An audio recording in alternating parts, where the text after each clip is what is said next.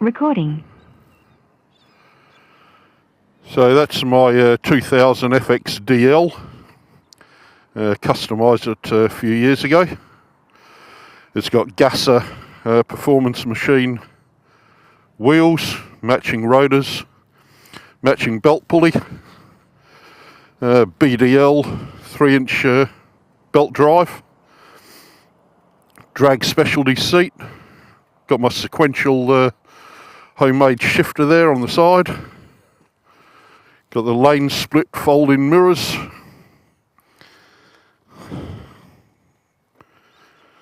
put a set of Ohlins on the back, performance machine calipers, twin disc front end, Denver's low bend springer,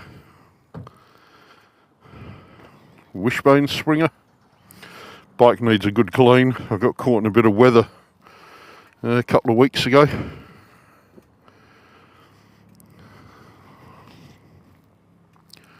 Put a 95 kit in it a few years back as well, so got the cams and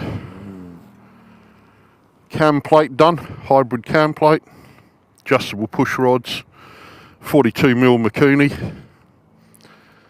Hoots along very nice and does me great. It's done 105,000 miles without a problem.